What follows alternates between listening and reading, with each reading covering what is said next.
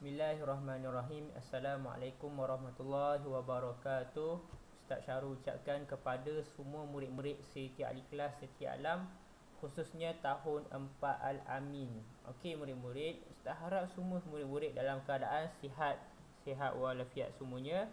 Okey, insya-Allah hari ini Ustaz akan meneruskan pembelajaran tentang beriman kepada qada dan qadar. Okey, Ustaz ulang, beriman kepada qada dan qadar.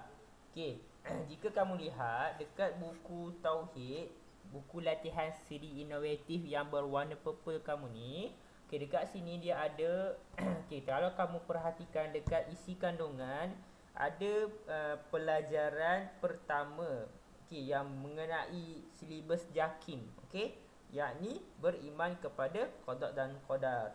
Okey, tengok muka surat 39. Okey, 39 bermula dengan muka surat 39. Okey, jadi yang ni adalah latihan. Okey, tapi kamu belum lagi boleh buat.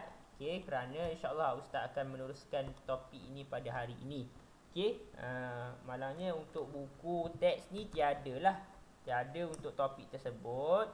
Okey, namun Ustaz juga still akan sediakan bahan lah. Slide ini Ustaz akan berikan di dalam Google Classroom untuk kamu lihat semula lah jika kamu nak belajar. Tapi Ustaz dah ringkaskan supaya mudah untuk kamu merujuk, okey, nota ini. Okey, murid-murid, mari kita baca doa dulu sebelum kita meneruskan lebih lanjut kelas kita pada hari ini. Okey, sebelum tu Ustaz minta maaf kerana terlewat. Ustaz ada urusan di hospital dan anak Ustaz pun kurang sihat hari ini. Okey, kita teruskan pembelajaran kita dengan membaca doa sebelum belajar. Bismillahirrahmanirrahim. Allahumma ftah alaina hikmataka wanshur alaina min khazaini rahmatika ya arhamar rahimin. Rabbi shrahli sadri wa yassir li amri wahlul 'uqdata min lisani yafqahu qawli. Rabbi zidni ilma wa zukni fahma waj'alni minal solihin. Innahu min Sulaiman wa innahu bismillahirrahmanirrahim. Inni ra'aitu ahada asyara kaukaban wasyamsa wal qamara ra'aituhu lisajidin. Amin ya rabbal alamin.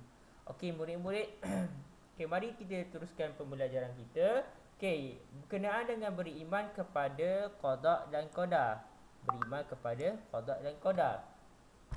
Okey, kita kena jelas bahawasanya beriman kepada qada dan qadar ialah rukun iman ke-6.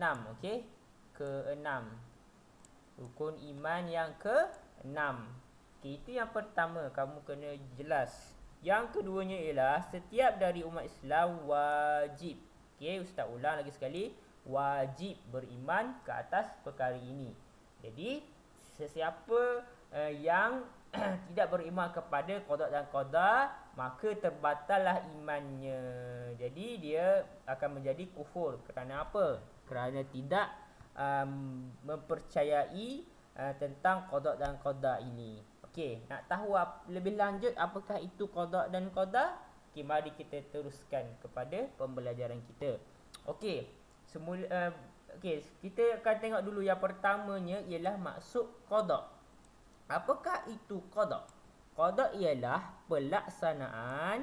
Okey, Ustaz highlightkan kat sini, pelaksanaan ke atas ketentuan sesuatu perkara, sama ada baik atau buruk, yang telah ditentukan oleh Allah sejak azali. Okey, jadi qada ni adalah pelaksanaan ke atas sesuatu perkara ni. Sebenarnya perkara ni memang dah ditentukanlah oleh Allah Subhanahu Wa Taala. Maksudnya Allah dah tahulah benda ni.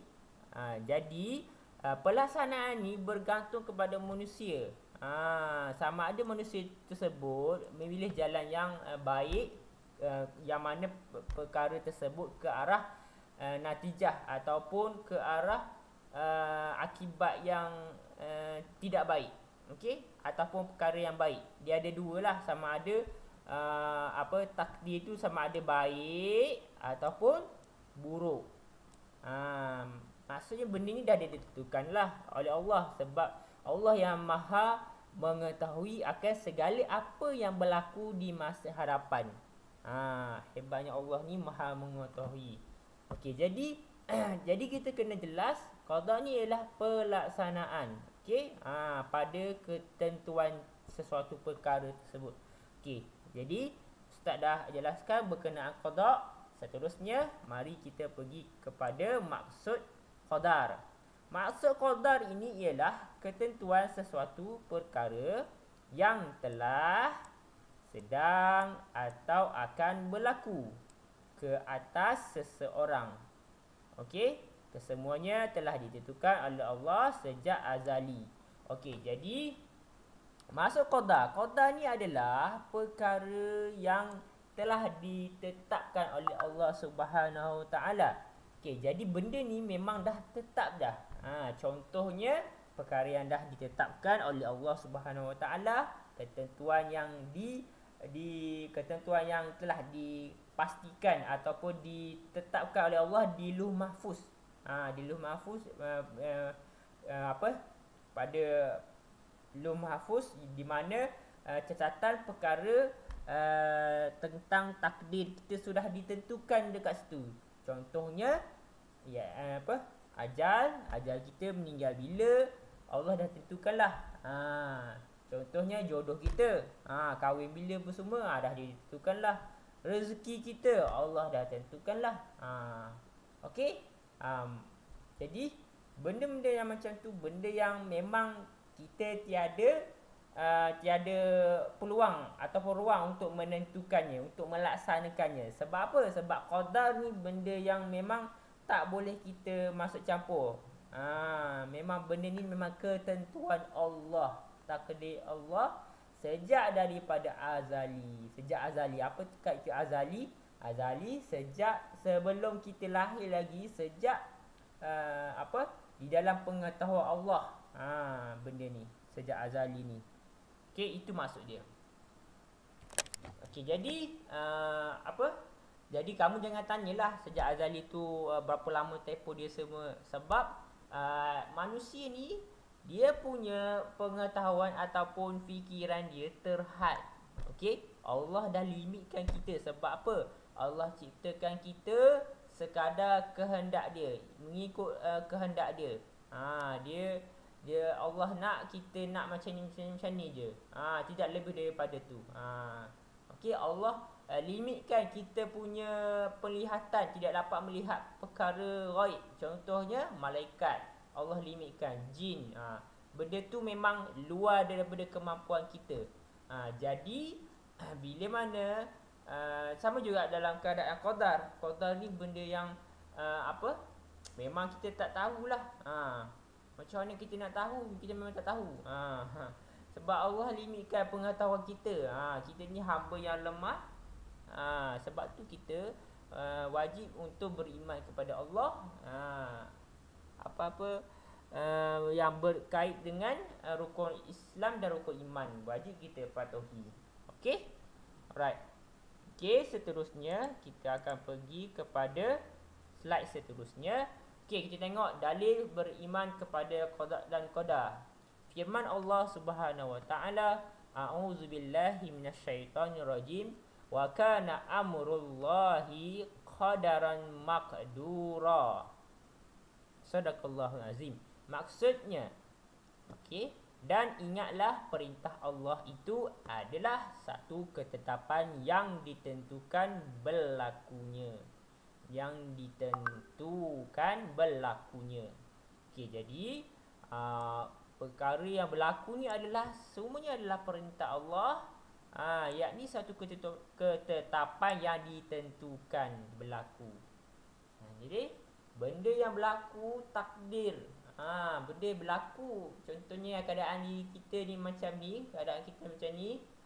Sihat walafiat, cukup makan apa semua, Allah dah takdirkanlah rezeki kita setakat ni, kemampuan kesihatan kita setakat ni. Allah dah takdirkan kita buat masa ni lah. Okey. Jadi Ustaz petik daripada surah Al-Ahzab ayat ke-38. Okey. Okey, baik. Surah Al-Ahzab ayat 38. Okey, kita pergi kepada slide yang seterusnya. Okey, akibat tidak beriman kepada qada dan qadar. Okey. Jika ada hamba Allah, contohnya dia orang Islam tapi dia tidak beriman kepada qada dan qadar. Apakah akibat kepada manusia ni? Salah satunya yang ustaz boleh maklum kat sini, kongsikan kat sini, iaitu manusia tersebut akan mudah berputus asa. Okey, kerana bila mana sesuatu terjadi kepada mereka, musibah yang buruk ataupun ketentuan yang buruk ke atas dia, dia akan cepat lemah, cepat down. Sebab apa? Sebab dia fikir benda buruk yang terjadi ke atas diri dia adalah kerana Allah tak sayang dia ke. Dia akan membawa kepada fikiran buruk, prasangka buruk kepada Allah. Jadi mulalah datang putus asa tu. Kerana apa? Dia fikir Allah ni tak baik dekat dia lah, Allah ni zalim pada dia lah. Dia datang pemikiran yang negatif macam tu. Daripada pemikiran negatif tersebut lah berpunca daripada tidak beriman kepada qada dan qadar, menyebabkan dia jauh terpesong, maka dia akan mudah berputus asa daripada mengharapkan Allah. Okey, bila mana kita berputus asa daripada mengharapkan Allah, itu bermakna kita bergantung kepada selain daripada Allah. Na'udzubillah, kita minta jauhkanlah bergantung selain daripada Allah. Ada orang lebih rela mati bila mana dia sedih apabila ditimpa bala atau musibah, cepat down semua. Dia ada yang bunuh dirilah, na'udzubillah, kita dijauhkanlah dengan ujian macam tu. Okey. Yang seterusnya, yang kedua ialah menyalahkan takdir. Okey, jadi dia akan berfikir bahawasanya ketentuan buruk yang terjadi kepada dia ni adalah benda yang takdir yang sangat teruk bagi dia. Dia rasa Allah tak patut buat dia macam ni. Dia akan salahkan takdir. Oh, ini tak patut ni, takdir. Sedangkan Allah beri kita kudrat, yakni kekuatan untuk kita menentukan suatu perkara tersebut. Contohnya Allah beri kita kesihatan dan anggota badan untuk kita belajar dengan rajin-rajin. Tapi kita tidak menghargai benda tersebut bila guru-guru pesan suruh kita belajar. Contoh ni orang lain lah ni, orang-orang contoh yang tidak baik lah, murid yang sekolah dekat Juana. Contohnya cikgu-cikgu, ustaz-ustazah mereka dah berpesan dah nak suruh dia belajar. Okey, lepas tu dia tak nak belajar. Dia sibuk main, berponteng, pergi dekat cyber cafe, bermain apa ke kan, ponteng sekolah, lepak. Lepas tu berpeleseran bersama kawan-kawan kan, berjalan ke sana sini, pergi shopping mall dan sebagainya. Okey, bila mana dia ponteng sekolah dan sebagainya, terlibat dalam pergaduhan dan sebagainya, akan mengakibatkan dia terlepas pelajaran dan gagal dalam peperiksaan. Contohnya peperiksaan SPM gagal. Okey, bila gagal dia akan timbul perasaan menyalahkan takdir. Allah dah beri peluang, kesihatan, pemikiran, akal yang sihat untuk kita berusaha ke arah kecemerlangan dalam pelajaran. Tapi yang manusia budak tersebut, murid tersebut, dia memilih untuk memilih jalan Juana. Maksud ustaz, dia memilih jalan yang mana membuang masa dia, yang merosakkan masa depan dia. Okey, itu adalah salah satu contoh murid yang mana gagal dalam pelajaran. Contohnya gagal dalam peperiksaan SPM, terus dia salahkan takdir, Allah tak sayang aku. Mulalah datang pemikiran yang bukan-bukan, yang menyalahkan Allah Subhanahu Wa Taala. Yang ini sangat dikesalilah kalau berlaku di kalangan orang-orang yang kita kenal. Okey, minta dijauhkanlah benda yang macam ni. Okey, yang ketiganya berburuk sangka kepada Allah. Okey, yang ni pun tadi dah ustaz dah selit-selitkanlah tadi. Ini pun berkaitan, saling berkaitan.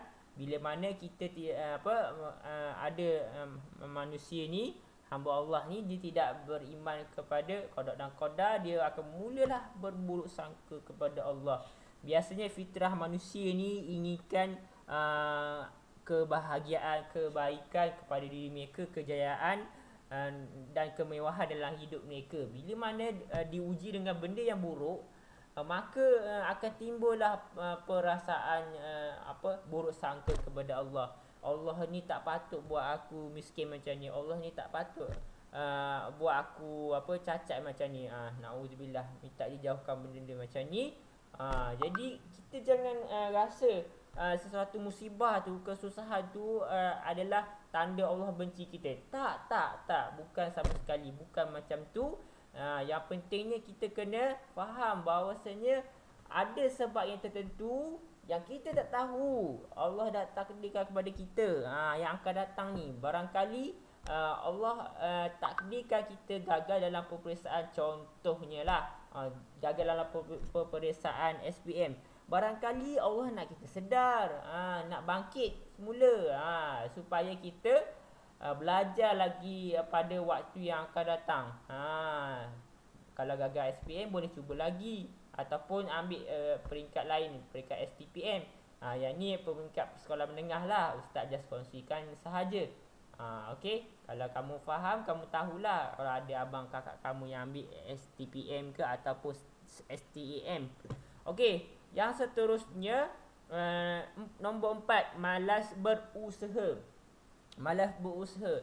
Bila mana malas berusaha ni bila mana tidak beriman kepada Allah, tidak beriman kepada qada dan qadar ni menyebabkan manusia ni akan malas berusaha. Kerana apa? Dia rasa semua benda yang dia buat ni Allah akan beri. Dia menunggu je Allah beri. Dia tak ada tangan baca doa, tapi tak keluar pun pergi cari rezeki, tak keluar pun mencari kerja, mengharapkan Allah sumbangan belah ihsan, orang beri. Bila mana makanan tak ada pun semua dekat rumah, mengharapkan orang hulurkan bantuan. Sedangkan Allah kurniakan tubuh badan cukup sihat, badan cukup sihat, tangan kaki semua cukup. Tapi manusia yang macam ni tidak beriman kepada qada dan qadar. Tanda dia apa? Tanda dia tidak berusaha untuk ke arah kemajuan diri. Okey, ke arah usaha ke arah rezeki yang baik kepada golongan yang macam ni. Okey, alright. Okey, itu saja untuk akibat tidak beriman kepada qada dan qadar. Ada lagi contoh-contoh lain kamu boleh tengok nanti. Kamu akan jumpa nanti di dalam latihan yang bakal kamu buat nanti. Okey, baik. Seterusnya kita akan pergi kepada Okey, hikmah beriman kepada qada dan qadar. Okey, hikmah, apakah hikmahnya? Kerana apa? Hikmah ni sebenarnya bila mana kita beriman kepada qada dan qadar ni, hikmah ni adalah kelebihan ataupun rahmat yang Allah akan berikan kepada kita. Bila mana kita betul-betul yakin dan percaya bahawasanya qada dan qadar ni patut kita percaya, patut kita ikut, patut kita yakin benda ni ada. Benda ni perlu kita percayai dan menghayati makna di sebalik beriman kepada qada dan qadar. Okey, yang pertamanya ialah bertambah yakin dengan kekuasaan Allah Ta'ala. Okey, Allah Ta'ala ni dia maha berkuasa menentukan apa-apa sahaja yang berlaku atas dunia ni. Allah maha berkuasa menentukan atas apa yang berlaku atas dunia ni.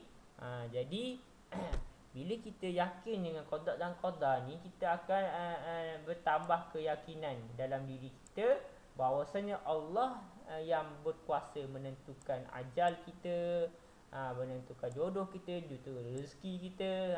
Kita akan lebih yakin. Contohnya bila mana kita rasa diri kita susah, keluarga kita susah, kita berusaha untuk cari rezeki. Contohnya kita berniaga sampingan kan.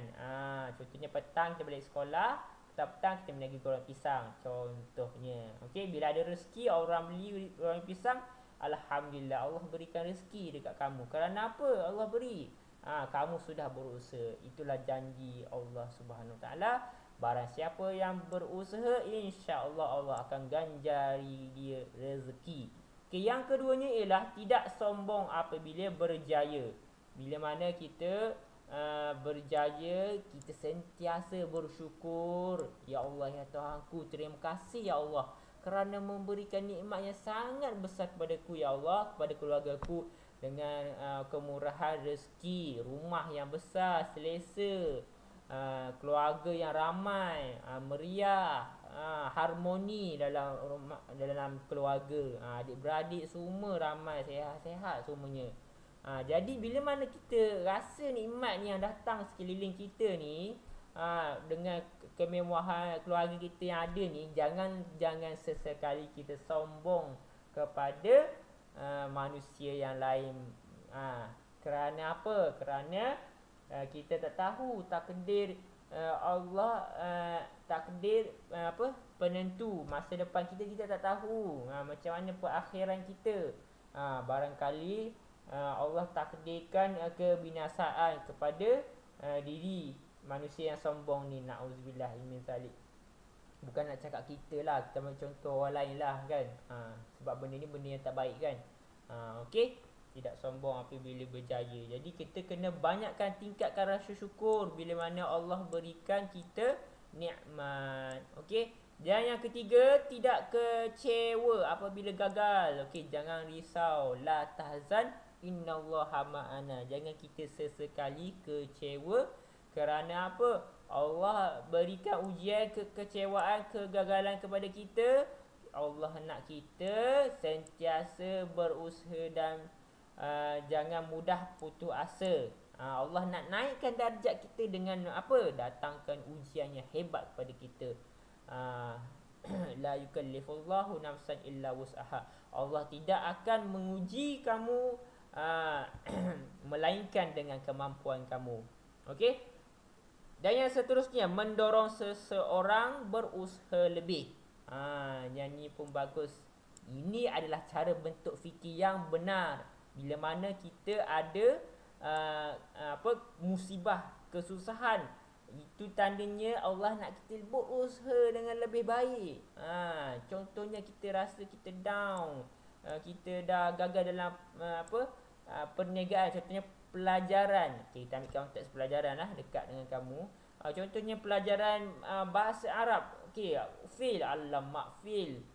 Itu tandanya Allah nak suruh kita berusaha lagi. Bukan Allah suruh kita tawakal je, jangan berusaha. Bukan. Allah nak suruh kita berusaha.